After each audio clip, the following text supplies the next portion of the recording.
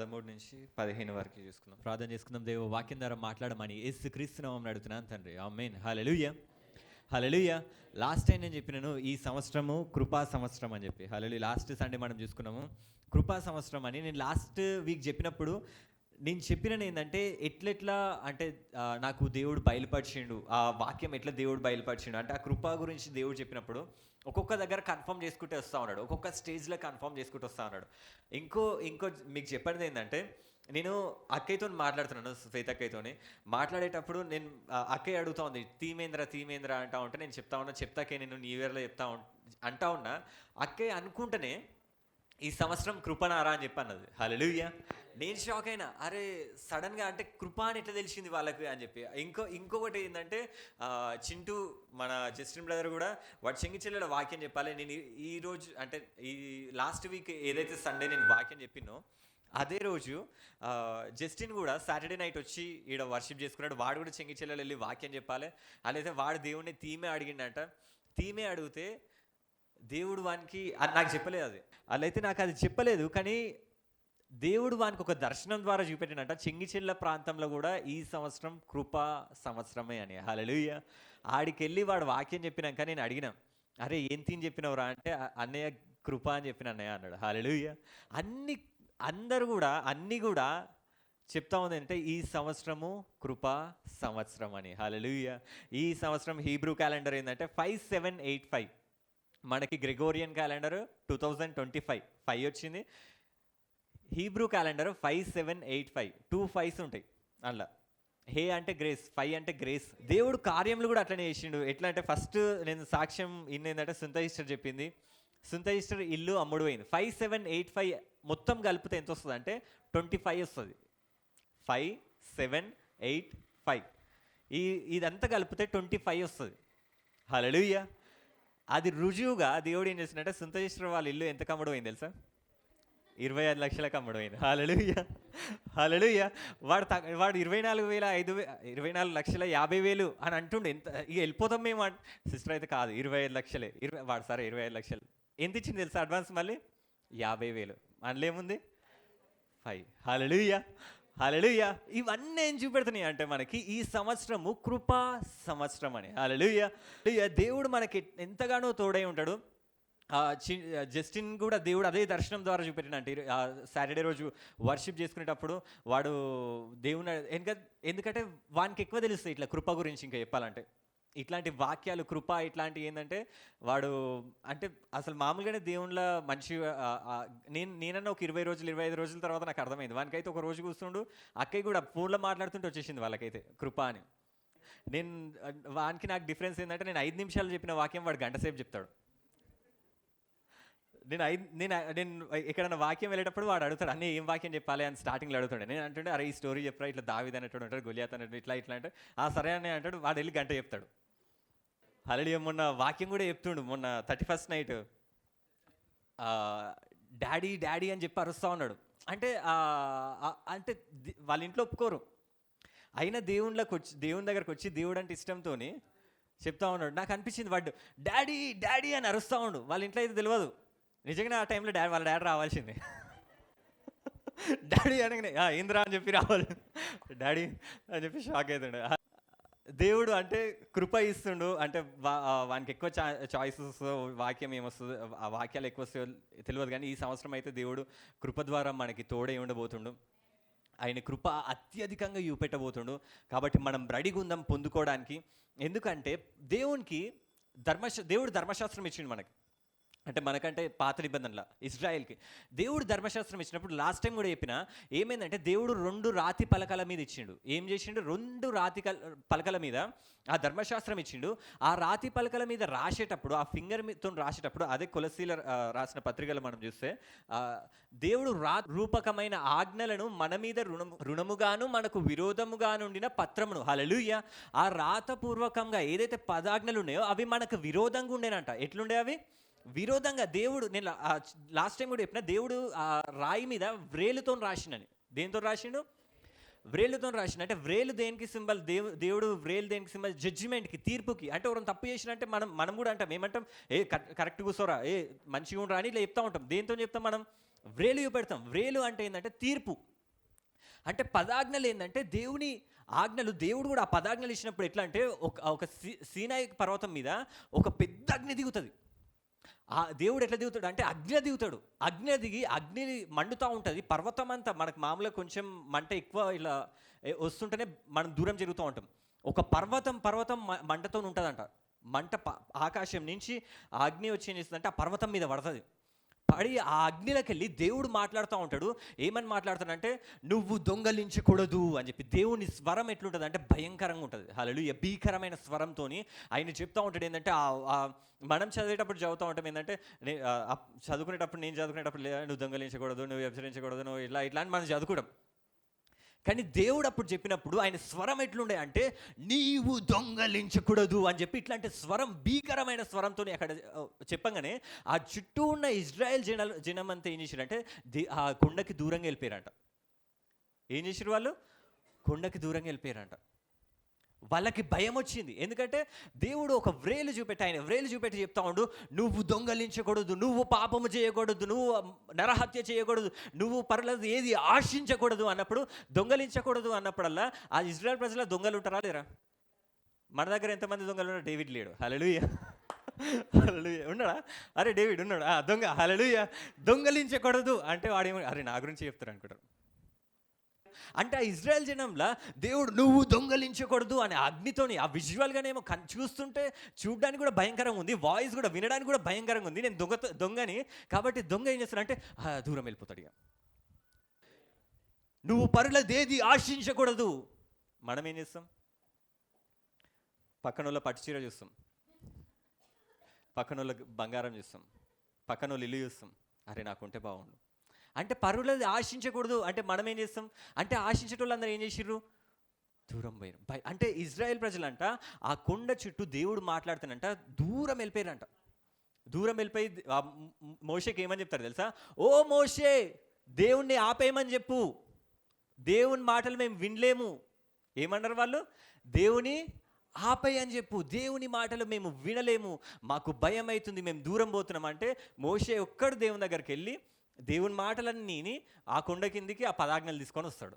హల్లెలూయా. First దేవుడు డైరెక్టే మాట్లాడదాం అనుకుంటారు, కానీ వాళ్ళు భయపడతారు, దూరం వెళ్ళిపోతూ ఉంటారు.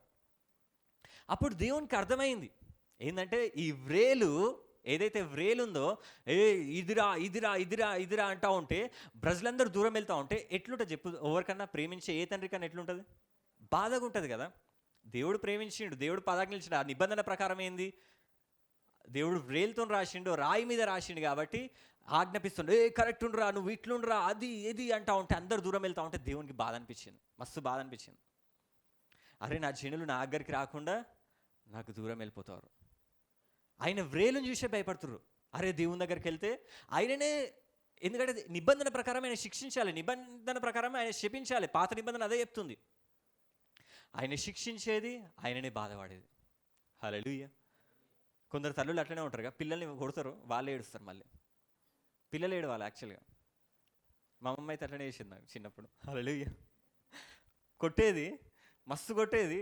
మేము ఏడ్చే లోపల మా అమ్మ ఏడ్చుకుంటూ కూర్చొని మళ్ళీ మమ్మీ దగ్గరికి వెళ్ళి మేము ఓదార్చేది. ఇంకోసారి చేయని మమ్మీ అది అని చెప్పి. కొట్టిన వాళ్ళు మాకు కదా ఓదార్పు కావాలి, కానీ అది కాదు. మమ్మీ కొట్టాలి, మమ్మ ఒక దగ్గర కూర్చొని ఏడవాలి, మేము వెళ్ళి మమ్మీ ఊకో మమ్మీ ఊకో. దేవుడు కూడా దేవుడే వ్రేలు చూపెట్టిండు. వాళ్ళు భయపడే వరకు దేవునికి బాధ అనిపించిందంట. అందుకోసమే దేవుడు ఏం చేసిండు తెలుసా? కొత్త నిబంధనలో ఆ వ్రేలు చూపెడుతుండే అన్ని రోజులు.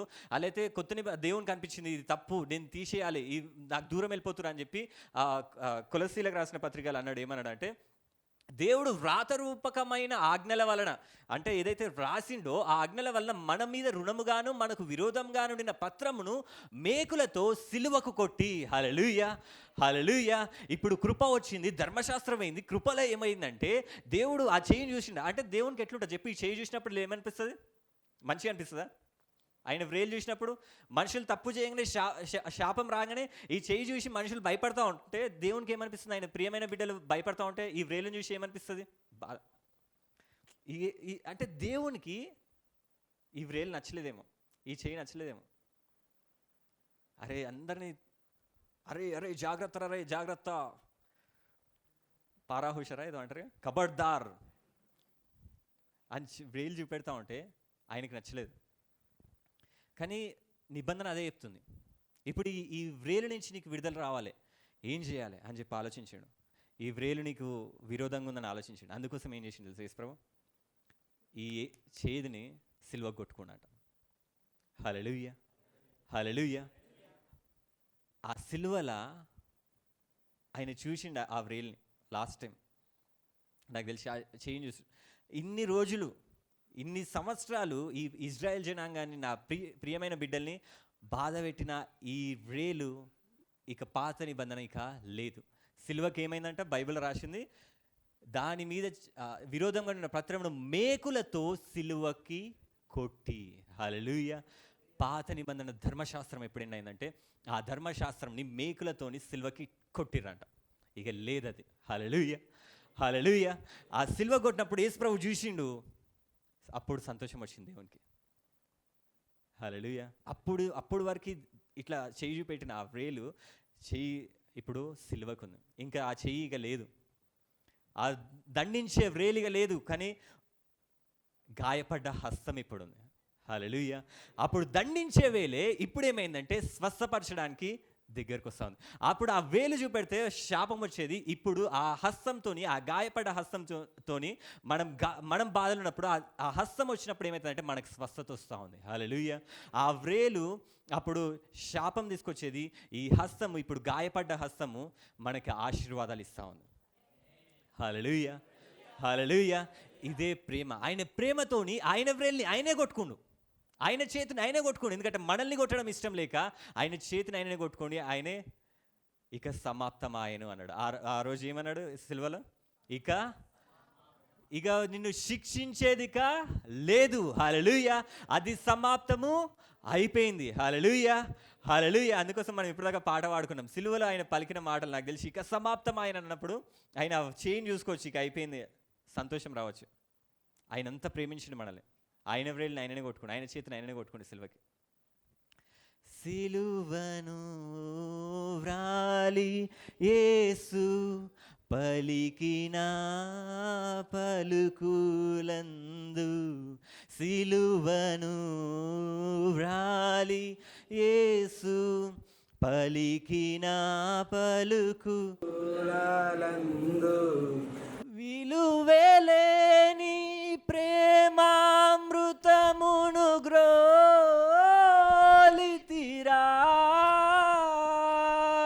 విలువలేని ప్రేమామృతమును గ్రోలితిరా,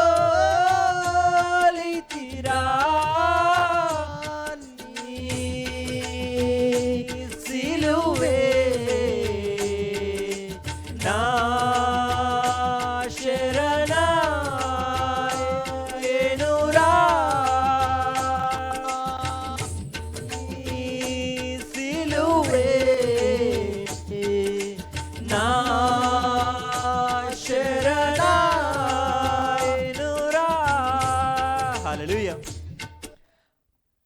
ఆయన నిన్ను శిక్షించడం ఇష్టం లేక ఆయన నిన్ను ప్రేమించిండు కాబట్టి ఆ చేతిని ఆయన రేలుతో ఆ మేకులతో కొట్టేసినట్టు. ఇప్పుడు మళ్ళీ ధర్మశాస్త్రం వేయడానికి కాదు.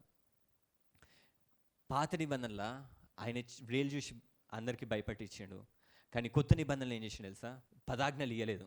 కానీ అదే పెంతెకోస్తు రోజు, ఏ పెంతెకోస్తు రోజు అయితే పదాజ్ఞలు ఇచ్చిండో అదే పెంతెకోస్తు రోజు ఏమిచ్చిండంటే దేవుడు తన ఆత్మనిచ్చిండట. ఏమిచ్చిండు? ఇప్పుడు నుంచి దేవుడు భయపెట్టియలే, వ్రేలు చూపి కరెక్ట్ నన్ను కబడదాలు అంటలేడు, కానీ దేవుడు ఏం చేసిండంటే ఆయన పరిశుద్ధాత్మని ఇచ్చినట్టు. అదే కొరింథీలకు రాసిన పత్రికలు రాసి ఉంటుంది. ఏమని రాసినారు? 2 కొరింథీలు చూస్తే, రాతి పలకల మీద కానీ సిరాతో కానీ వ్రాయబడక మెత్తని హృదయములు అను పలక మీద జీవము గల దేవుని ఆత్మతో మా పరిచర్య మూలంగా వ్రాయబడిన క్రీస్తు పత్రికయే ఉన్నారని మీరు తేటపరచబడుచున్నారు. హల్లెలూయా. రాతి పలకల మీద ఇయ్యలే అంటే ఇప్పుడు కొత్త నిబంధన. ఈ కృప అనేది, ధర్మశాస్త్రం అనేది రాతి పలకల మీద ఉంది, కానీ ఈ కృప అనేది దేవుడు ఎప్పుడు ఇచ్చిందంటే మన హృదయం అనే పలక మీద ఆత్మతోని రాసిండంట. హల్లెలూయా, హల్లెలూయా. దేవుడు మోషేతోని ఆ పదాజ్ఞలు ఇచ్చినాడు, ధర్మశాస్త్రం ఇచ్చినాడు, కానీ యేసుక్రీస్తు ద్వారా మనకేం చేసిండంటే ఇప్పుడు హృదయం మీద రాస్తుండట. ఏం రాస్తున్నాడు? కృప అని రాస్తుండట. హల్లెలూయా. నేను లాస్ట్ టైం కూడా చెప్పిన, కొత్త నిబంధనల పలక వ్రాత పలక అని రాసింది ఒకటే దగ్గర. అది ఎప్పుడంటే జకరియా యోహాను అని రాస్తాడు ఆ పలక మీద. ఆ పలక ఏంటంటే నీ హృదయమే. ఇప్పుడు హల్లెలూయా. రాయి ఎట్లుంటుంది? దృఢంగా కఠినంగా ఉంటుంది. హృదయం ఎట్లుంటుంది? మెత్తగా ఉంటుంది. దేవుడు నిన్ను ఈ సంవత్సరము అత్యధికగా కృపతోని దేవుడు దీవించును గాక. నీకు ఇది లేదుగా, ఈ దండన లేదు, ఈ శిక్ష లేదు. మనుషులు తెలుసుకోవాల్సింది ఏంటంటే ఈ శిక్ష ఉంది, ఈ శిక్ష ఉంది అని చెప్పి మనుషులు భయపడుతూ ఉంటారు. ఏదైనా పాపం చేయగానే మనుషులందరూ ఏమనుకుంటారు అంటే, పాస్టర్లు కూడా ఎట్లా చెప్తారంటే, కొందరు పాస్టర్లు కూడా మనం వాళ్ళ వాక్యాలు విన్నప్పుడు వాళ్ళు ఎట్లా చెప్తూ ఉంటారంటే, దేవుడు వాళ్ళ వాక్యాలు ఇంకా ఎట్లుంటాయి అంటే, కొందరు వాళ్ళకి పాత నిబంధన కొత్త నిబంధన రెండు చదువుతారని వాళ్ళకి అట్లా అర్థమవుతుందేమో, కానీ వాళ్ళ వాక్యము ఫస్ట్ అంతా ఏముంటుంది అంటే, దేవుడు పరిశుద్ధుడు, పరిశుద్ధుడు, దేవుడు నీతిమంతుడు, దేవుడు న్యాయవంతుడు, నీ ప్రతి పాపంని ఆయన లెక్క చూస్తాడు, నువ్వు దేన్ని కూడా తప్పించుకోలేవు అంటాడు. మళ్ళీ ఇక్కడికి వచ్చేవారికి మళ్ళీ సెకండ్ హాఫ్ అంటే ఫస్ట్ అంతా మంచి చెప్తారు, మళ్ళీ లాస్ట్లోకి వచ్చేవారికి ఏం చేస్తాడంటే, దేవుడు ప్రేమామయుడండి, దేవుడు మీ ప్రతి పాపంని కడిగివేసేవాడండి. ఫస్ట్ వాక్యం స్టార్టింగ్లోనేమో ఆయన పాపం, ఏ పాపం కూడా వదలడు, ఆయన నీతిమంతుడు, నువ్వు పాపం చేసినవా జాగ్రత్త అని వాళ్ళే చెప్తారు. మళ్ళీ ఇక్కడికి వచ్చేవారికి ఏడుస్తారు, ఆయన ప్రేమామయుడండి, ఆయన కృపామయుడండి, ఆయన జాలి, ఆయన కృప. ఈడనేమో ఆయన పరిశుద్ధుడు, ఇక్కడ వచ్చేవారికి ఆయన ప్రేమామయుడని. అంటే వాళ్ళ వాక్యాలు వాళ్ళకే కరెక్ట్ ఉండదు. ఒకసారి ఏమో పరిశుద్ధుడు అంటారు, ఒకసారి ఏమో కరెక్టే, ఆయన కరెక్టే, కానీ వాళ్ళు ఎట్లా చెప్తారంటే, ఇది దేవుడు నిన్ను శిక్షిస్తుండు, జాగ్రత్తగా ఉండు, పాపం చేస్తున్నావా, నువ్వు పాపివా. ప్రతి ఒక్కరం పాపం చేసేటోళ్ళమే, అందరికీ భయం అవుతుంది. నువ్వు పాపివా, ఆయన సన్నిధిలో ఉన్నావు, జాగ్రత్త, ఆయన అగ్ని జ్వాలల వంటి కన్నులు గలవాడు, ఆయనకి ప్రతిదీ కనపడుతుంది. నీ పాపంతో వచ్చినవా ఈ బల్ల ముట్టుకోకు, నువ్వు పాపం చేసినవా ఇట్లుండు, నువ్వు పాపం చేసినవా ఇది నీకు.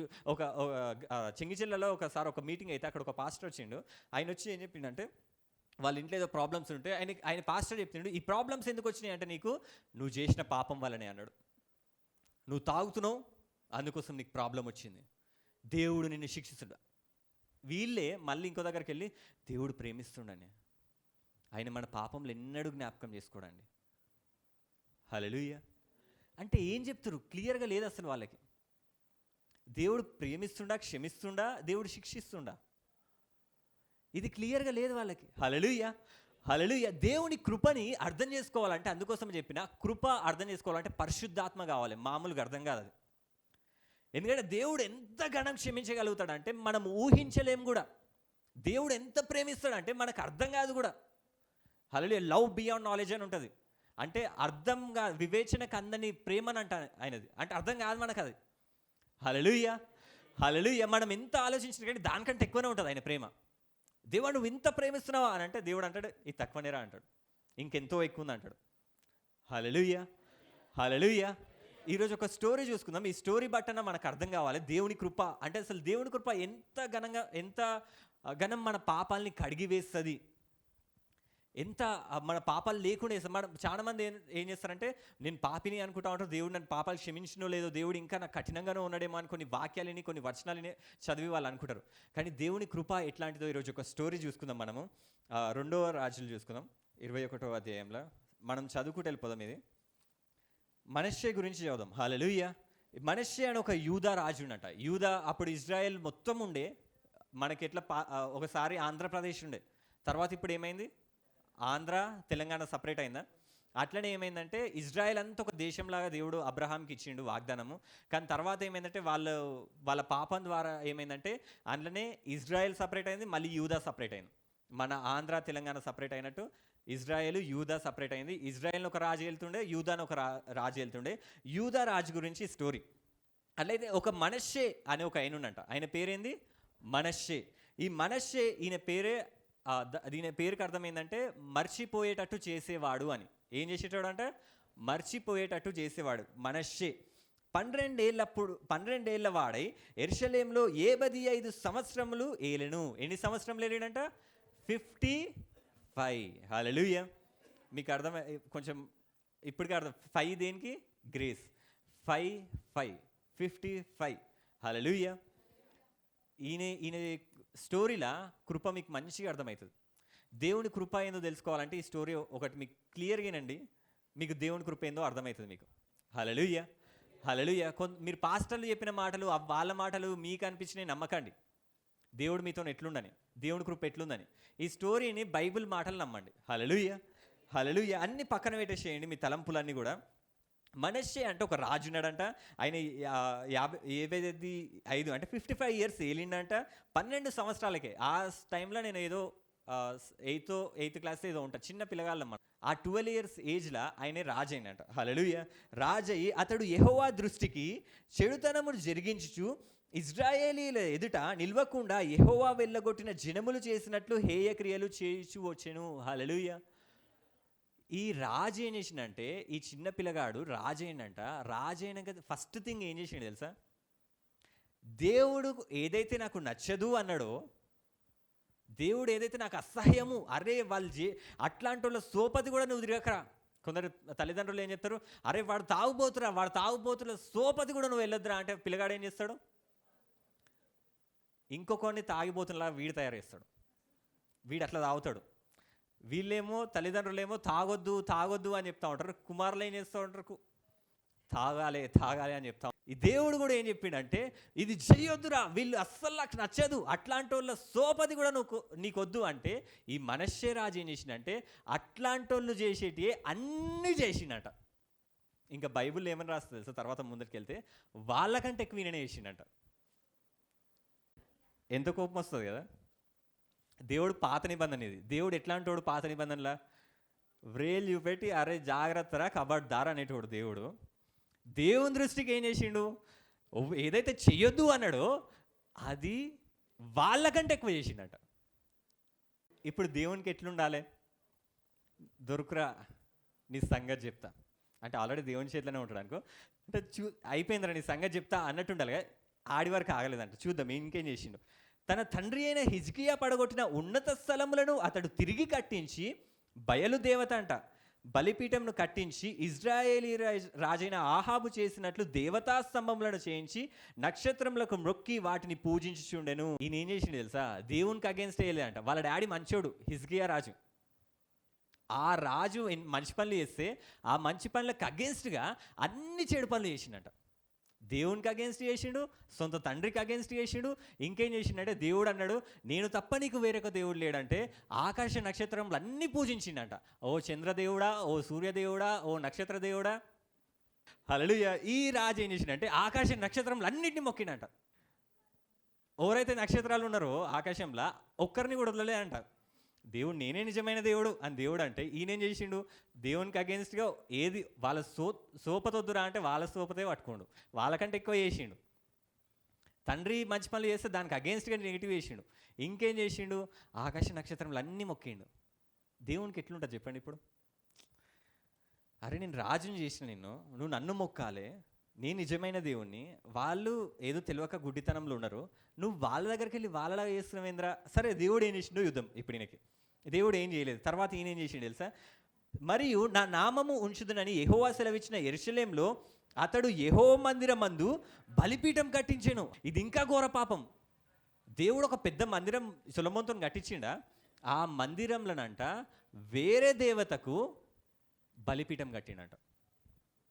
ఇక్కడ ఇది బలిపీఠం మందసం ఉండే ప్లేస్ అనుకో, ఇది బలిపీఠం బయట ఉంటుంది అనుకో. నేను ఇక్కడ ఉన్నప్పుడు అక్కడ ఎవరన్నా కూర్చొని తాగితే ఎట్లుంటుంది? నేను వాక్యం చెప్తున్నప్పుడు ఒకసారి ఒక బ్రదర్ వచ్చిండు అట్లనే. నేను వాక్యం చెప్తా ఉంటే మంచి బ్రదర్ చెప్పండి చెప్పండి. ఈయనే దేవుని అసలు పరిశుద్ధంగా ఉండే ఆయన సన్నిధిలోకి వెళ్ళాలంటారు. ఆయన డైరెక్ట్ వేరే దేవతకి బలిపీఠమే దేవుని మందిరంలో కట్టిండంట. ఎంత ఘోర పాపం అంటే ఇది. దేవుని ఉగ్రతకి భస్మం అయిపోవాలి వాడు. బూడిద కూడా దొరకొద్దాంది. మనష్షే ఇట్లాంటి రాజీడు బలిపీఠం కట్టించిన 5వ వచనంలో, మరి యెహోవా మందిరంనున్న 2 సాలలలో అంటే వాళ్ళకి 2 కోట్లు ఉంటాయి. ఒకటి పరిశుద్ధ స్థలము, అతి పరిశుద్ధ స్థలం. అతి పరిశుద్ధ స్థలంలోకి ప్రధాన యాజకులు తప్ప ఎవరు రావద్దు, సంవత్సరానికి ఒకసారి. ఈయన ఏం చేసిండంటే ఆ 2 సాలలో ఆకాశ సమూహంలకు అతడు బలిపీఠంలను కట్టించెను. ఆ చుక్కల కంట, ఆ నక్షత్రముల కంట అక్కడ బలిపీఠం పెట్టిండంట. ఈ లోపల కూడా ప్రధాన యాజకులు సంవత్సరానికి ఒకసారే వెళ్ళాల్సిన ఈ మందసం ఉన్న దగ్గర వేరే ఎవరికో బలిపీఠం కట్టినంట. ఎంత కోపం వస్తుంది దేవునికి? ఆయన సన్నిధి ఇక్కడనే వచ్చి తాగుతే ఎట్లుంటుంది? పేకాట ఆడుకుంటా తాగుతా ఇష్టం వచ్చినట్టు చేస్తుంటే మందసం ఇది పరిశుద్ధ స్థలం. ఇక్కడికి వచ్చి ఆ మనష్య రాజు ఏం చేస్తుండంటే, ఇక్కడ మనష్య రాజు ఆ బలిపీఠంలో కట్టి వేరే దేవతలకు బలులు అర్పిస్తూ ఉన్నట్ట. ఇక దేవునికి మస్తు కోపం వచ్చి ఉండొచ్చు. తర్వాత ఏమంటుండంటే, అతడు తన ఆ కుమారుని అగ్నిగుండం దాటించి అంటే నిప్పుల మీద నడవడం కాదు. ఇక్కడ రాసిందా? కుమారుని అగ్నిగుండం. ఆడ యాక్చువల్లీ క్రానికల్స్ ఉంటుంది దినవృత్తాంతంలో. ఒక కుమారుని కాదంట, తన కుమారులని అగ్నిగుండంలలోకి వెళ్ళి నడిపించిందంట. ఇది మోలెక్ అనే ఒక దేవతకి చేసే బలులివి. తన సొంత కుమారుణ్ణి వాడు బతుకుండగానే మంట పెట్టి తగలబెట్టేస్తారు వాళ్ళని. కాలుతూ ఉంటే, ఆ మనిషి కాలుతూ ఉంటే, ఆ పిల్లగాడు ఏడుస్తూ ఉంటే ఆ దేవుడు సంతోషిస్తాడని, ఆశీర్వదిస్తాడని. తన సొంత కుమారులనే, దేవుడిచ్చిన సొంత కుమారులనే వేరే దేవతకి, ఆ మోలేకు దేవతకి ఏం చేసిండంటే బలులు అర్పించిండు. బతికుండగానే మంట పెట్టి తగలబెట్టిండు కొడుకులని. ఎంత ఘోరమైన పాపం అంటే ఇది. దేవుడికి క్షమించొద్దు కూడా ఈ మనిషిని. అసలు దేవుడు కుమారులను ఇస్తే ఆ కుమారులని వేరే దేవతలకి బలులు అర్పించడము, అది అంటే దేవునికి ఎంత కోపం వచ్చిండొచ్చు. అరే ఏంది ఈ మనుష్యరాజు, నేను ఎందుకు రాజుగా నియమించిన బాధపడి ఉండొచ్చు. తర్వాత జ్యోతిష్యమును, శకునములను, యక్షిని గాండ్రను అంటే మంత్రగాళ్ళు, సోదగాండ్రు సాంగత్యం చేశాను. మంత్రగాళ్ళని పిలుచుకొని వీళ్ళతోని పూజలు చేసినట్ట, మంత్రాలు చేపించినట్ట, దయ్యాలను పిలిచినట్ట. దేవునికి అస్సలు నచ్చదంట అట్లాంటివన్నీ చేసినట్ట. మనం కూడా కొందరు పాస్టర్లు కూడా దేవుని వాక్యం చెప్పేటోళ్ళు కూడా ఏం చేస్తారంటే వీళ్ళ దగ్గరికి వెళ్తారు. చిన్న మంత్రగాళ్ళు ఉంటారు, వాళ్ళ దగ్గరికి వెళ్ళగానే ఒక చిన్న తాయితు కడతారు. ఏదో ఆ చిన్నపిల్లలు ఏడవగానే వాళ్ళు ఎందుకో కడుపు నొప్పి వస్తుంది, ఎందుకో ఏడుస్తారు. మనం ఏం చేస్తాం, దానికి వెళ్ళి ఒక బ్లాక్ థ్రెడ్ ఏం చేస్తాం, దేవునికి నచ్చుతుంది అదని మనిషి చేసినట్టు, ఇవన్నీ చేసినట్ట. ఈ ప్రకారము అతడు యెహోవా దృష్టికి బహుగా చెడుతనం జరిగించు ఆయన కోపం పుట్టించను. యెహోవా దావీదునుకును అతని కుమారుడైన సొలొమోనుకు ఆజ్ఞ ఇచ్చి, మందిరంన ఇజ్రాయేలు గోత్ర స్థానములలో నుండి నేను కోరికైన యెరూషలేమునందు నా నామమును సదాకాలం ఉంచుదునని సెలవిచ్చిన యెహోవా మందిరమందు తాను చేయించిన అషేరా ప్రతిమను ఉంచెను. దేవుని మందిరంలో ఇంకా ఆయననే ఒక విగ్రహం నేసినంట. ఆ విగ్రహము అషేరా. అషేరా అంటే ఎవరంటే కనానీయులు నమ్ముతారు ఏంటంటే అషేరా యెహోవాకు భార్య అంట. ఓరామె దేవునికి ఎవరంట భార్య, ఆమెకు దేవత అని వాళ్ళు నమ్ముతారు. వాళ్ళు నమ్మడమే మూర్ఖత్వం. అంటే ఈయన దేవుని మందిరంలో దేవాని భార్యనే కదా అనుకుంటేమో ఆమె కూడా ఒక ప్రతిమని చేసిండట. ఎంత మూర్ఖత్వం అంటే, ఎంత పాపం అంటే, ఎంత దోషం అంటే ఇది మనుష్య చేసినట్టు బైబిల్లో ఇంకొవ్వరు, ఏ రాజు కూడా చేయలే, ఏ మనిషి కూడా చేయలే. అది కింద కూడా రాసి ఉంటుంది. అషేరాకు చేయించిండట. మరియు ఇజ్రాయేలీలకు నేను ఆజ్ఞాపించినదంతటిని నా సేవకుడకు మోషే వారికి రాసి ఇచ్చిన ధర్మశాస్త్రంను వారు గైకొని ఎడల వారి పితరులకు నేను ఇచ్చిన దేశంలో నుండి వారి పాదంలో ఇక తొలగిపోనియనని యెహోవా సెలవిచ్చిన మాట వారు వినక ఇజ్రాయేలీల ఎదుట నిల్వకుండి యెహోవా లయం చేసిన జనములు జరిగించిన చెడుతనమును మించిన చెడుతనము చేయునట్లు మనష్షే వారికి రేపెను. ఈ నొక్కైననే చేయలేదంట. యూదా రాజ్యంని మొత్తం ఏం చేసిందంటే ఇవే పాపములు చేయించిందంట. ఆ బలులు అర్పియడం, వాళ్ళ కొడుకులను అర్పియడం, ఇవన్నీ కూడా చేసినట్ట. కాగా యెహోవా తన సేవకులైన ప్రవక్తల ద్వారా ఈలాగు సెలవిచ్చెను. యూదా రాజైన మనష్షే ఈ హేయమైన కార్యములు చేసి తనకు ముందున్న అమోరీయులను మించిన చెడు నడత కనపరిచి తాను పెట్టుకొనిన విగ్రహంల వలన యూదావారు పాపం చేయుట కారకుడాయను. కావున ఇజ్రాయేలీల దేవుడైన యెహోవా సెలవిచ్చినదేమనగా వినువాని 2 చెవులు గింగురు మనంత కీడు యెరూషలేము మీదికి యూదా వారికి మీదికి నేను రప్పించేదను. దేవునికి ఇప్పుడు కోపం వచ్చేసిందిగా. మనష్షే చేసిందంత చూసిండు, అయిపోయింది. దేవుని అయిపోయింది. ఇన్ని రోజులు ఇన్ని సంవత్సరాలు చూసిండు, ఎంత చూసినా కానీ ఇంకా పాపం పెరుగుతున్నది. ఆయన చేసిన పాపంలో ఇంకా ఒక పెద్ద పాపం ఏంటంటే ఆయనే యెషయా ఆయన ఒక ప్రవక్తని చంపుతాడు. మనందరికి తెలుసు యెషయా ప్రవక్త. యెషయా ప్రవచనము నేడు రుజువాయే. ఏం ప్రవచనం అది? యెషయా ప్రవచనం. ఏం ప్రవచనం అంటే కన్యక గర్భవతి కుమారుని గారును ఇంకా యెషయా అని చెప్పింది ఆయన చెప్పింది ఏంటంటే ఆయన గాయముల ద్వారా మనకు స్వస్థత కలుగుతుంది. ఆయన ఏం చేసిందంటే ఆయన ఈ మనష్షేకి అగేన్స్ట్గా ఉన్నాడని చెప్పి ఏం చేస్తాడంటే మనష్షేకి వెళ్ళి ఓ మనష్షే నువ్వు చేసిన తప్పు అని అన్నందుకు చంపపోరా యెషయా అని అంటే యెషయా ఏం చేస్తాడంటే మనష్షే సైనికులు అంటే ఆ రాజు చెప్పగానే సైనికులు వెంబడిస్తూ ఉంటే ఈ యెషయా ఏం చేస్తాడంటే ఒక చెట్టు ఉంటుంది. ఆ చెట్టుకి ఒక చిన్న అంటే ఇట్లా హాలో ట్రీ అంటారు దాన్ని. అంటే మధ్యలో ఓపెన్ స్పేస్ ఉంటుంది ఆ చెట్టుకి. ఆ చెట్లు ఉంటాయి కొన్ని చెట్లు. అట్లయితే ఆ చెట్టు దాంట్లోకి వెళ్ళి దాచుకుండంట. ఎవరు? యెషయా. నన్ను చంపుతారేమో అని. అప్పుడు ఏమైంది తెలుసా? ఇగో ఈ చెట్టు దాంట్లోకి వెళ్ళి దాచుకుండంట. దాచుకుంటే ఏమైందంటే ఆయన వస్త్రపు చెంగు బయట కనపడ్డదంట సైనికులకి. అప్పుడు సైనికులు అన్నారంట, అగో యెషయా అందులో దాచుకుండు, ఇప్పుడు ఏం చేయాలి అంటే ఆ రాజు అన్నాడంట, ఆ చెట్టు బయటికి రాకుండా సుట్టేయండి తాళ్లతోని అంటే తాళ్లతో సుట్టిరంట. ఇప్పుడు ఏం చేయాలి అంటే ఒక పెద్ద రంపం తీసుకొచ్చి పైనుంచి కింది వరకు అట్లనే అడ్డంగా నరకేసేయండి అన్నాడు. యెషయాని ఆ మనష్య రాజు ఆ చెట్టులో ఉన్నప్పుడు రంపంతో కోసి సగంకి నరికిండు. ఎంత ఘోర పాపం అంటే మనష్య చేసింది. ఆయన దేవునికి అగేన్స్ట్గా ఉండు, తండ్రికి అగేన్స్ట్గా ఉండు, బలులు అర్పించిండు, ఆ మందిరంని అపవిత్రపరిచిండు, కుమారులను అందులోకి పంపించిండు, ఆయన ప్రవక్తలను చంపిండు. ఎట్లా శిక్షిస్తాడంట తెలుసా దేవుడు? వినే వాళ్ళ చెవులు గింగురులు అనాలంట. దేవుడు ఎంత పవర్ఫుల్ ఉండు కదా. నేను మనష్యని ఎట్లా శిక్షిస్తా అంటే వినే వాళ్ళ చెవులంట గింగురులు అవ్వాలంట. ఏమవ్వాలి చూద్దాం. ఆ గింగురులు అయినా లేదో, మీ చెవులు గింగురులు అయితే లేదో చూద్దాం ఈరోజు. హల్లెలూయా, హల్లెలూయా. ఉన్నారా రెడీగా? దేవుడు మనిషిని ఎట్లా శిక్షించిండో చూద్దామని రెడీగా ఉందాం. నేను షోమ్రోనును కొలిచిన నూలును, ఆహాబు కుటుంబీకులను సరిచూసిన మట్టపు గుండును యెరూషలేము మీద సాగలాగుదును.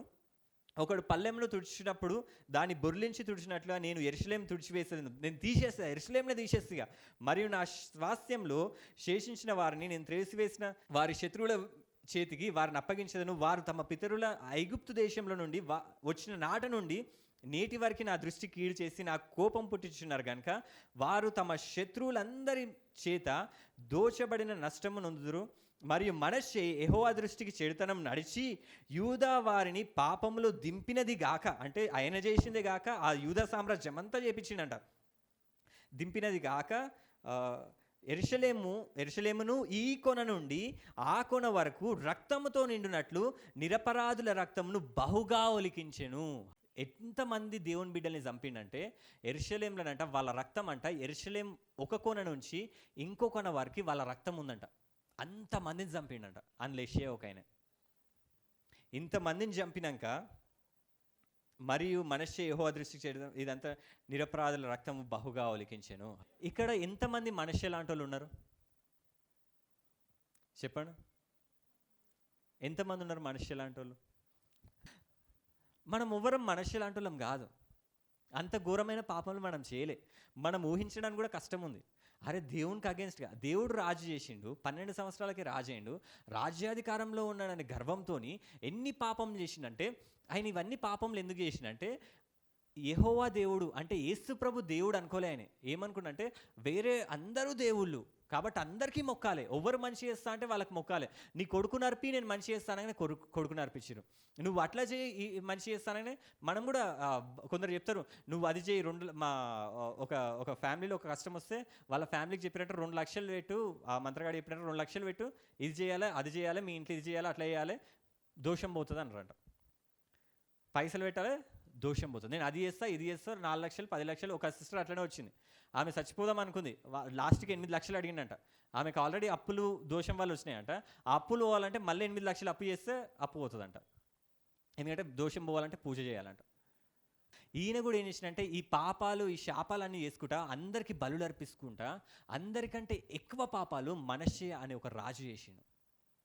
ఈ మనష్షే అనే రాజు చేసినాక దేవుడు ఆయన ఏం చేసిందంటే దినవృత్తాంతంలోకి వెళ్ళి చూస్తే ఆ స్టోరీ మనం చూసుకుందాం.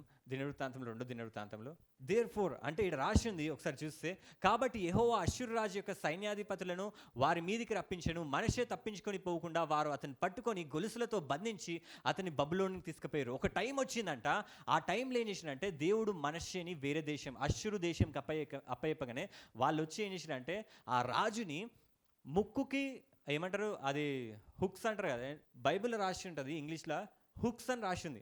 అంటే ఆ ఎద్దులకి చిక్కం వేస్తారు కదా, ఈ రాజుని ఏం చేసినంటే ఒక ఎద్దులాగా ట్రీట్ చేసుకుంటా ఆయనకి చిక్కం వేసిరంట, ముక్కుకి హుక్స్ వేసిరంట.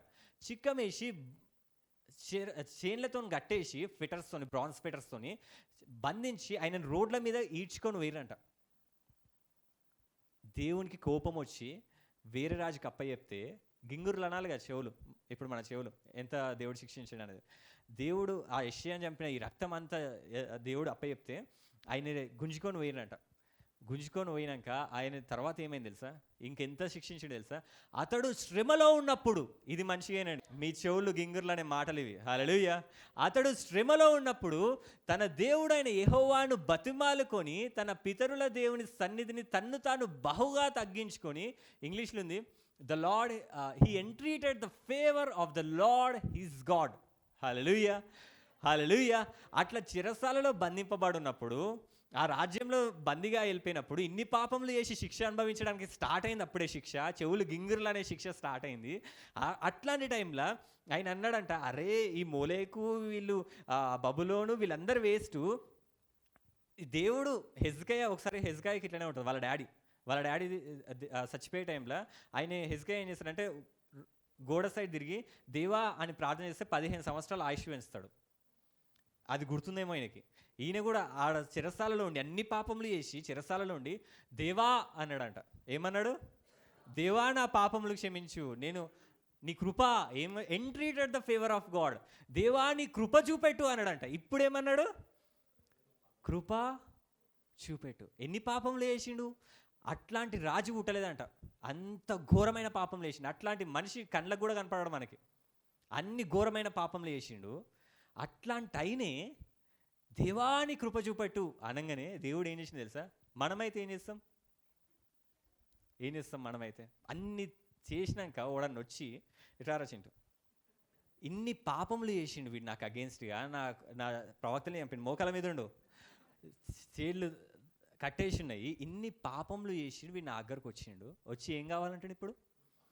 అడుగురా. ఏంది? మళ్ళీ చెప్పు వినపల్లే, మళ్ళీ గట్టిగా చెప్పు. ఏంది? కొడుతూనే ఉంటారుగా. ఏంద్రా కృప, జుట్టు ఏం జుట్టురా ఇది? ఏమనాలి? వినపడతలేదు, ఇంకా గట్టిగా చెప్పు, ఏం కావాలి? మనం అట్లనే ఇస్తాం.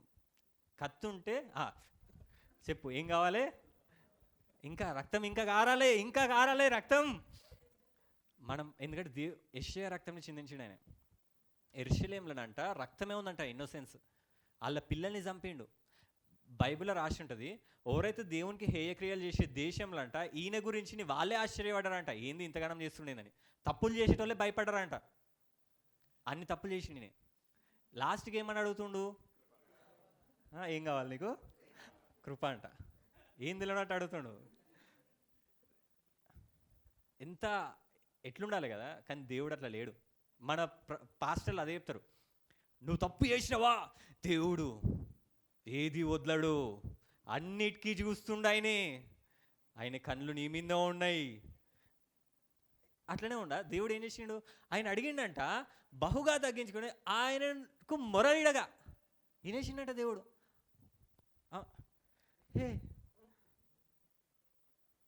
ఏమడిగినాను? ఆయన అతని విన్నపములను ఆలకించి యెరూషలేమునకు అతని రాజ్యంలోనికి అతను తిరిగి తీసుకొని వచ్చినప్పుడు యెహోవా దేవుడై ఉన్నాడని మనిషి తెలుసుకున్నాను.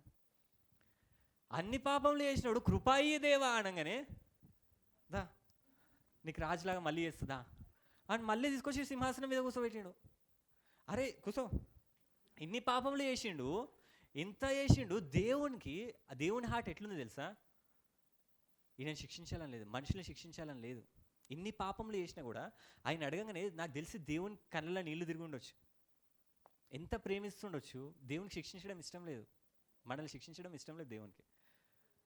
ఆయన అన్ని పాపములు వేసి కృప అనగానే నాకు తెలిసి ఇక ఆయన తట్టుకోలేక వచ్చి గట్టిగా పట్టేసుకుండొచ్చు, వచ్చి ముద్దులు పెట్టిండొచ్చు. అరే తెలుసుకున్నవరా, నువ్వు కృపను అడిగినవరా. ఎందుకంటే బైబిల్లో తప్పిపోయిన కుమారుడు పోతాడు, మళ్ళీ వస్తుంటే ఈ తండ్రి దూరం నుండి చూసినప్పుడే ఉరికిండంట. ఆయన నాకు తెలిసి ఆ దూరం నుంచి చూడంగానే ఆ కొడుకు మళ్ళీ వస్తూ ఉంటే ఆ పందుల పొట్టుతోని, ఆ పందుల స్మెల్తోని ఆ దూరం నుంచి వస్తుంటే ఈ తండ్రి చూసి ఉన్నాడు. దూరంలో ఆ కుమారుడు కనపడగానే ఫస్ట్ ఈయన తండ్రి కళ్ళలో నీళ్లుగా తిరిగి ఉండొచ్చు. నా కొడుకు వచ్చే ఆయన తప్పులు గుర్తురాలే ఆ తండ్రికి, ఆయన పాపములు గుర్తురాలే, ఆయన ప్రేమ మాత్రమే గుర్తొచ్చింది. కళ్ళలో నీళ్ళు తిరిగి ఉండొచ్చు. ఆ నీళ్ళు ఆ పడే అంత లోపల నాకు తెలిసి అని చెప్పి ఉరికి గట్టిగా హగ్ చేసుకొని అని ముద్దులు పెడుతుండొచ్చు. దేవుడు శిక్షించడానికి రెడీగా ఉన్నాడు, క్షమించడానికి రెడీగా ఉంటాడు. హల్లెలూయా, హల్లెలూయా. ఈ మనష్షే ఎన్ని పాపములు చేసిండు, దేవాని కృప చూపెట్టు అనగానే ఇక దేవునికి ఆగలే, చూపెడతారా అని చెప్పి గట్టిగా హగ్ చేసుకొని ముద్దులు పెట్టుకొని, నడురా నిన్ను ఎవరు ఆపుతారు, ఈ అష్యూరవాడు ఈ బబులోనవాడు, నడు నిన్ను మళ్ళీ రాజు చేస్తా అని ఆ బబులోను రాజ్యంలోకి వెళ్ళి తీసుకొచ్చి మళ్ళీ సింహాసనం మీద కూర్చోబెట్టాడు. హల్లెలూయా, హల్లెలూయా. చెప్పండి, దేవుడు శిక్షిస్తాడా క్షమిస్తాడా? క్షమిస్తాడు. హల్లెలూయా. కీర్తనలో ఒకసారి ఆ వచనం నాకు తెలిసి ఈయన అడిగినప్పుడు ఈ పాట వాడుండొచ్చు ఆయన, ఈ సిల్వేషన్. నాకు ఆ పాటినప్పుడు అదే గుర్తొస్తుంది. శరణు అంటే గ్రేసే. ఆయన తెలిసి ఒకసారి వీనికి వీడిప్పుడు బందీలో ఉన్నాడు మోకాల మీద. వీడు ఎట్లా అడుగుండొచ్చు ఒక పాట ద్వారా, దురిత దూరుడు అంటే నా అంత ఘోరపాపి ఎవ్వరు లేడని ఈ మనిషి అడుగుండొచ్చు. శరణు యేసు శరణు, ఏడుసుకుంటా వాడాలి ఇప్పుడు. హల్లెలూయా. హై పిచ్ వాడితే ఏడ్చినట్టే ఉంటుంది. హల్లెలూయా. ఇప్పుడు వీడు ఎట్లా వాడాలి? దేవుని ప్రేమ తెలిసి, దేవుని కృపను అడుగుతుంటే ఎట్లా అడుగుతారు? అన్ని బాధపడ్డాడంట. అరే నేను రాజులా ఉండేటోని ఇట్లా అయినది అని చెప్పి, శరణు యేసు శరణు శరణు శరణు శరణు నా ప్రభువా, శరణు యేసు శరణు శరణు శరణు శరణు నా ప్రభువా, శరణు యేసు శరణు శరణు శరణు శరణు నా ప్రభువా, శరణు యేసు. మనం కూడా అన్నామా? శరణు శరణు శరణు నా ప్రభువా, దురిత దూరుడని దరి చేరితిరా,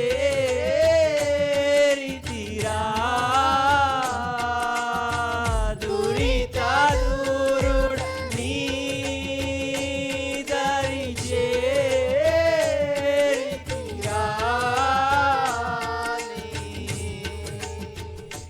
సిలువే నా శరణాయనురా, నీ సిలువే నా శరణాయనురా. హల్లెలూయా. ఆ పాట వాడంగానే, దేవా శరణించు దేవా, దేవా నీ కృప చూపెట్టు దేవా అనగానే, యెషయాని చంపింది మర్చిపోయినా నేను, ఆయన కొడుకుల్ని చంపింది మర్చిపోయినా నేను, వేరే విగ్రహంలో తీసుకొచ్చి నా మందిరంలో పెట్టింది మర్చిపోయినా నేను. ఆయన పేరేంది? మనిషి అంటే అర్థమైంది తెలుసా? మర్చిపోయేటట్టు చేసేటోడని. దేవుని మర్చిపోయేటట్టు చేసిండా లేదా? దేవుణ్ణి నువ్వు కృప అడిగినావు అనుకో, అన్నీ మర్చిపోతాడు దేవుడు. తీసుకోరా, ఏది కావాలంటే ఇస్తా అంటాడు. మనమేం చేస్తాం తెలుసా? ఆయన సన్నిధికి వచ్చి, దేవా నేను అప్పుడు చేసిన పాపం ఇప్పుడు మన పాపం దేవుడే మర్చిపోతుండు, మనం దేవుని గుర్తు చేస్తూ ఉంటాం. హల్లెలూయా. దేవుడు ఎంత ప్రేమమయ్యాడంటే మనకు అర్థం కాదు ఆయన ప్రేమ. ఎందుకు నన్నింతగా నీవు ప్రేమించితివో దేవా, అందుకో నా దీన స్తుతి పాత్ర, హల్లెలూయా యేసయ్యా, హల్లెలూయా యేసయ్యా, ఎందుకో నన్నింతగా నీవు ప్రేమించితివో దేవా, అందుకో నా దీన స్తుతి పాత్ర, హల్లెలూయా యేసయ్యా, హల్లెలూయా యేసయ్యా, నా పాప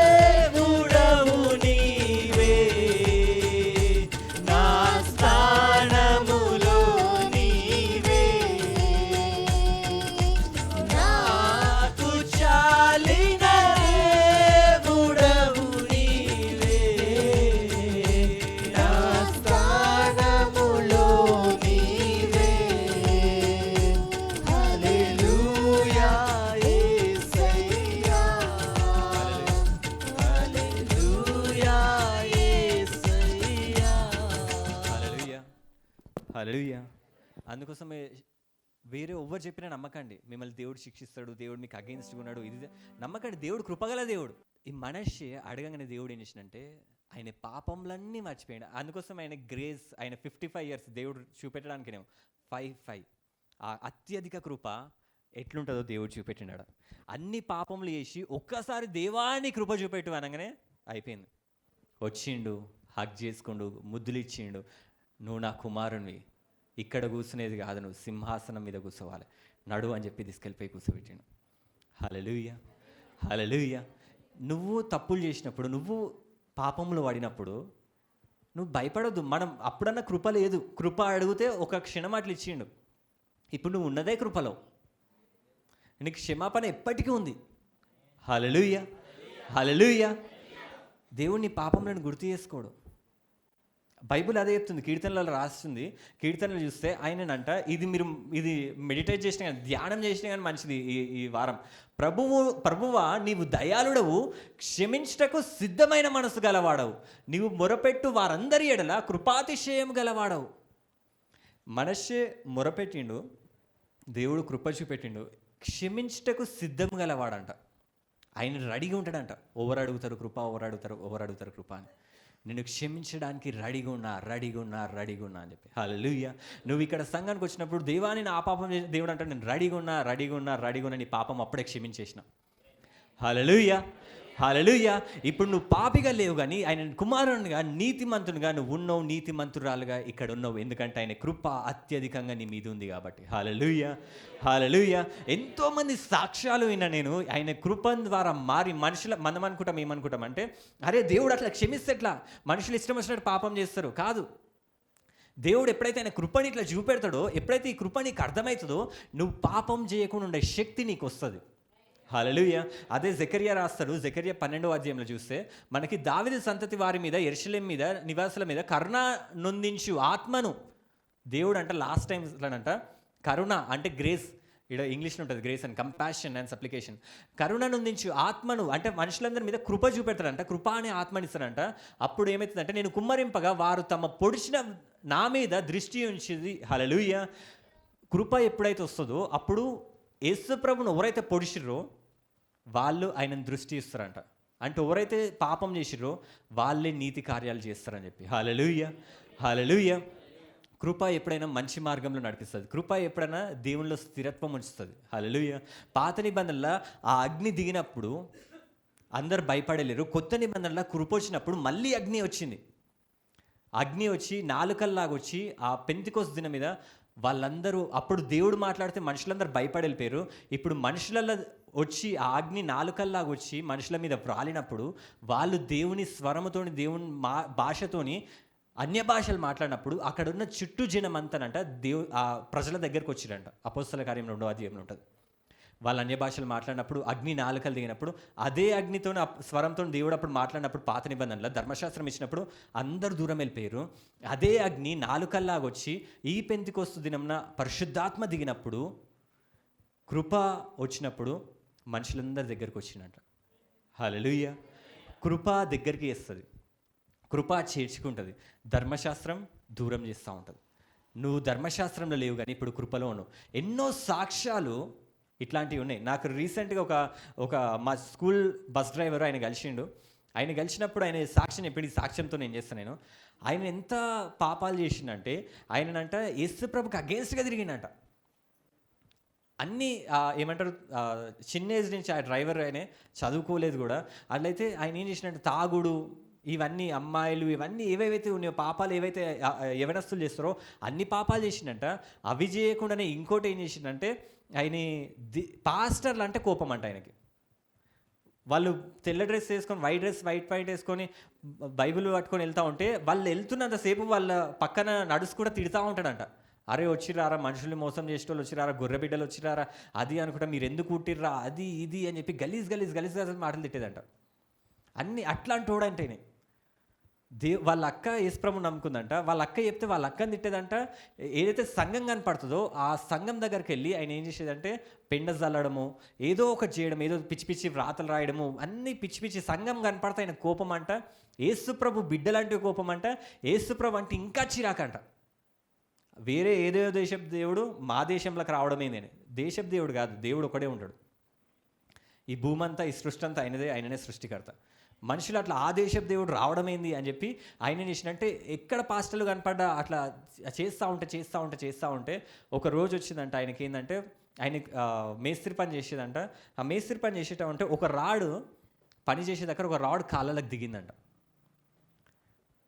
కాళ్ళలకు దిగినాక ఆ తర్వాత రాడ్ తీసినాక ఏమైందంటే అంత మెడిసిన్ అంతా మంచిగా చేసినాక పైసలు బాగానే అయినాయంట. ఆయన దగ్గర ఉన్న పైసలన్నీ ఆయనకి సేవింగ్స్ అన్నీ కూడా పెట్టి చేయించుకున్నాక తర్వాత ఏమైందంటే ఎక్కడైతే ఆ గాయం ఉందో ఆ గాయం దగ్గర మొత్తం ఏదో కుళ్ళిపోయినట్టు ఆ శరీరం అంతా స్ప్రెడ్ అవుతుందంట.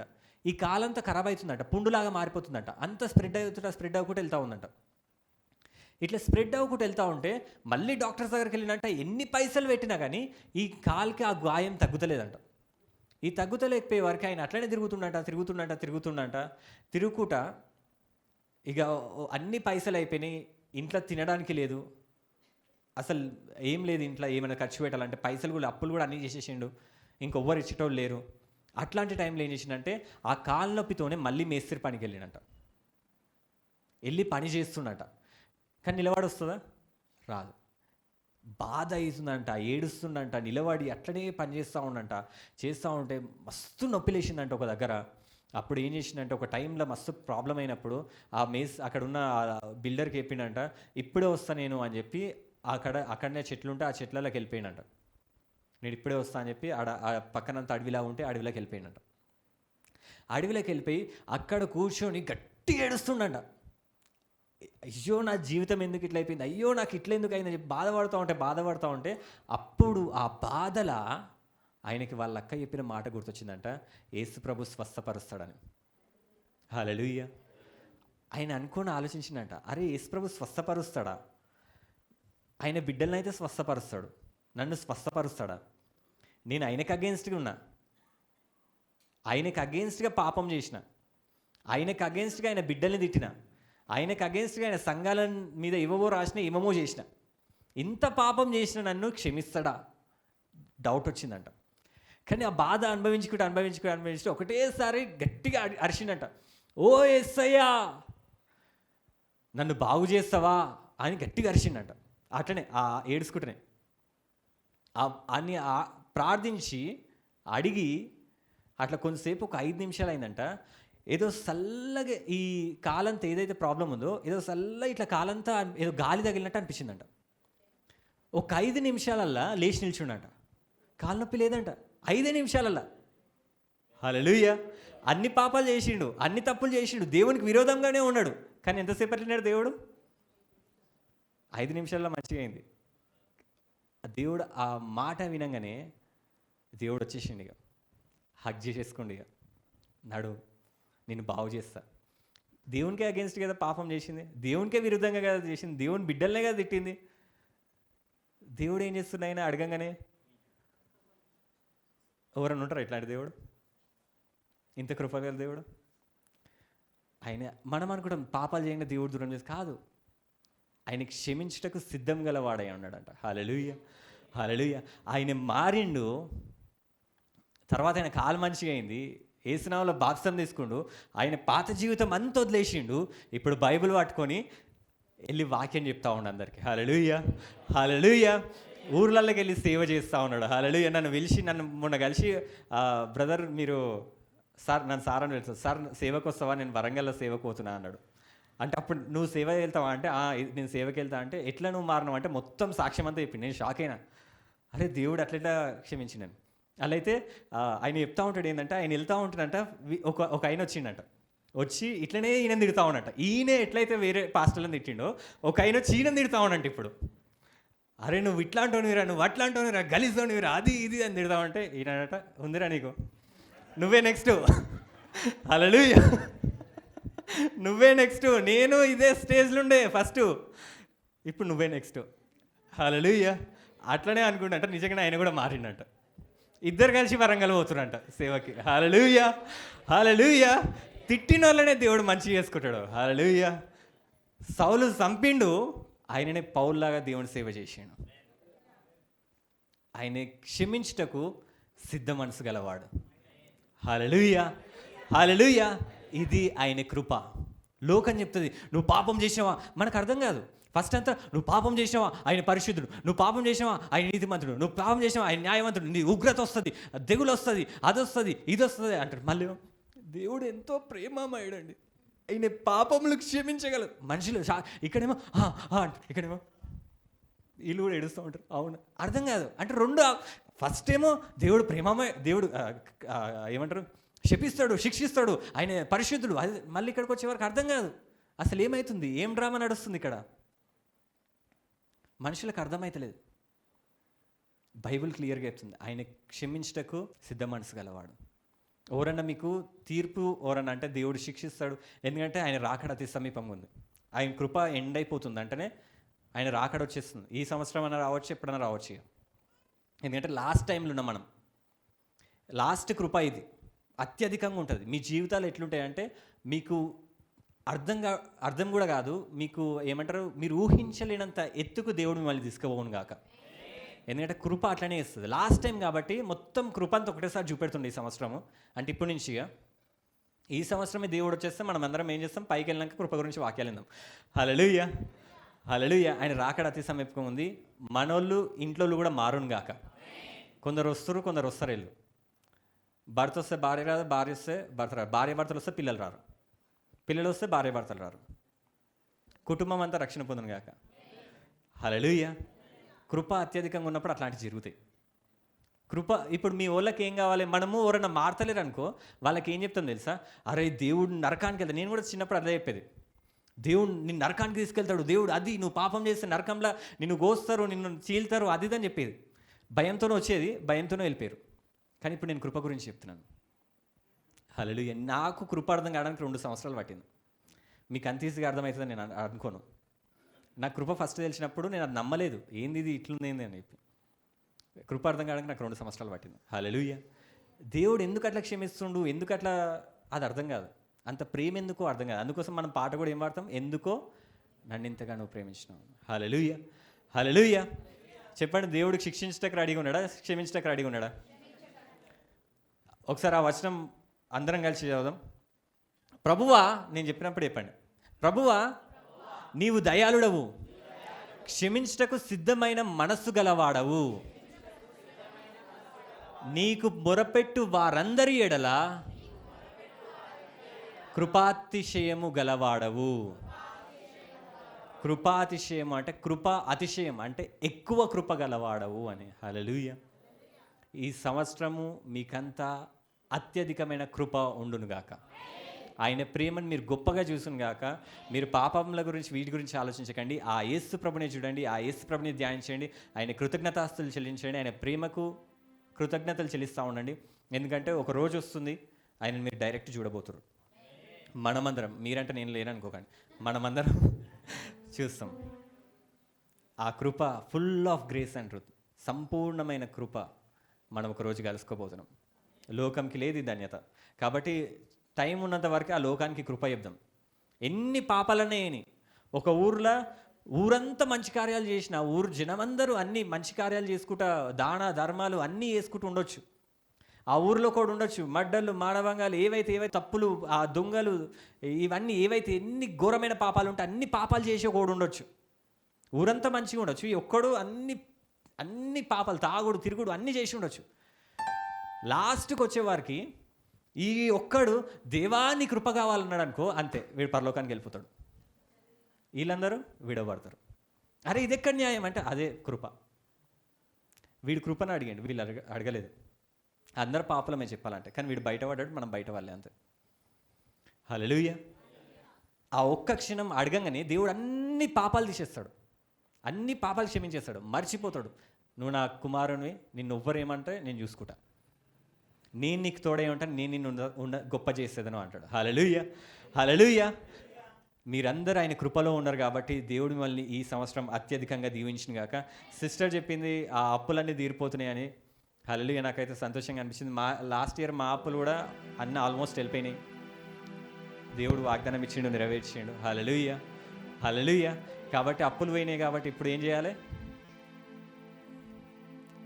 కొత్త ఇల్లులు కట్టుకోవాలనా? కట్టుకోండి, ఓకే, మంచిదే. హల్లెలూయా. దేవుడు కొత్త ఇల్లు ఇచ్చింది కాక పరలోకంలో రాజ్యం అక్కడ ఇల్లులు కట్టుకోవాలి. మనకు సేవ చేయండి. ఈ కృప గురించి ఏం చేయాలి? లోకంకి వెళ్ళి చెప్పండి. ఎవరనగా పిచ్చి పిచ్చిగా తిడుతుర్రా, అరే నీకు నరకంలో మస్తు ఉంటుందని అనుకోకండి. అట్లాంటి వాళ్ళని దేవుడు సిద్ధంగా ఉండంటారు క్షమించడానికి. లోకానికి వెళ్ళి సువార్త చెప్దాం. మనం లోకానికి వెళ్ళి ఈ గుడ్ న్యూస్, ఈ ప్రేమ, ఈ కృప గురించి లోకానికి చెప్దాం. నువ్వు మారితే చాలు, దేవుడు నిన్ను రక్షిస్తాడు. వాళ్ళకున్న శ్రమల నుంచి విడుదలిస్తాడు. హల్లెలూయా. వాళ్ళకి ఎట్లాంటి ఇబ్బంది ఉన్నా కానీ ఇది ఒకటి మీరు గమనిస్తే, దేవుడు కొత్త వాళ్ళకి ఈజీగా చేస్తాడు అద్భుతాలు. మనలాంటి వాళ్ళకి, దేవుళ్ళు ఉన్న వాళ్ళకి చేయడం ఈజీగా. కొత్త వాళ్ళు అనుకో, వాళ్ళకి ఎంత చచ్చిపోయడం కూడా వేస్తారు కొత్త వాళ్ళు అయితే. మనకు దేవా సర్ది ఉంది దేవా అంటే ఉండు. హల్లెలూయా. అది ఎందుకో కూడా నేను తర్వాత వాక్యాలలో చెప్తా. హల్లెలూయా. అందుకోసం కొత్త వాళ్ళ దగ్గరికి లేమని చెప్పేసేయండి మీరు. అరే వాళ్ళకి ఎట్లాంటి శ్రమ ఉన్నా కానీ, అరే నాకు సర్దే పోతలేదు, వానికేం పోతుంది అనుకోకండి. వానికి చేస్తాడు దేవుడు ఎట్లన్నా కానీ. హల్లెలూయా. వాడు చచ్చిపోయే స్టేజ్లో ఉంటే మమ్మీని అట్లనే, మమ్మీ దగ్గరకు వచ్చి చచ్చిపోయే స్టేజ్లో ఉండే మమ్మీ చచ్చిపోవాలి. కానీ దేవుడు ఏం చేసిండు? బాగు చేసి తిరిగి లేపిండు. హల్లెలూయా. మరణంని కూడా జయించింది మమ్మీ. హల్లెలూయా. యేసుక్రీస్తు నామంలో. హల్లెలూయా. అట్లాంటి శ్రమలు ఉన్న దగ్గరికి వెళ్ళండి, కృప గురించి చెప్పండి, రక్షణ మార్గంలోకి నడిపించండి. ఎందుకంటే ఆయన వస్తుండు. వాళ్ళని మీరు ఒక్కరే వెళ్తారా? మనం ఏదైనా షాపింగ్కి వెళ్ళేటప్పుడు ఏం చేస్తారు? మీరు అందరూ నడు గుంజుకెళ్తారు. హల్లెలూయా. ఖచ్చితంగా ఎవరో ఒకరు ఉండాలిగా. ఈ పరలోకానికి వెళ్ళాలంటే మీరు ఒక్కరే కావాలా? కాదు, ఎవరైనా తీసుకురండి, గుంజుకురండి, చెప్పండి కృప గురించి. ఖచ్చితంగా అయితే అద్భుతాలు అయితే కొత్త వాళ్ళకి ఖచ్చితంగా అయితే. చెప్తున్నా కదా, వాక్యం సెలవిస్తుంది, ఖచ్చితంగా అయితే కొత్త వాళ్ళకి. వాడు వచ్చినా స్వస్థతను పొందుతాడు, వచ్చినా విడుదల పొందుతాడు, మంచిగా అవుతాడు. హల్లెలూయా. హల్లెలూయా. దేవుడు మన జీవితంలో కూడా అద్భుతాలు చేయంగా. మీరందరూ ఇప్పుడు బిలీవర్స్లాగా కాదు, అంటే విశ్వాసులాగానే కాదు, ఈ రోజు నుంచి మీరందరూ కూడా సేవకుల్లాగా మారును గాక. అందరూ దేవుని సేవ చేయను గాక. ఆయన రాకడలో ఒక్కొక్కరు 1000 మందిని తీసుకెళ్ళను గాక. మీరు ఒక్కొక్కరు 1000 మందిలాగా తయారవును గాక, కోట్ల మందిలా తయారవును గాక. సామాన్ అంటాడు దేశాలను కనాలంట. ఎట్లా కనాలి? దేశాలను కనాలంట. హల్లెలూయా. మీరందరూ అట్లా తయారవును గాక. ఆయన కృప మీకు తోడై ఉండును గాక. ఈ చిన్న వాక్యం దేవుడు దీవించిన గాక. ఆమేన్.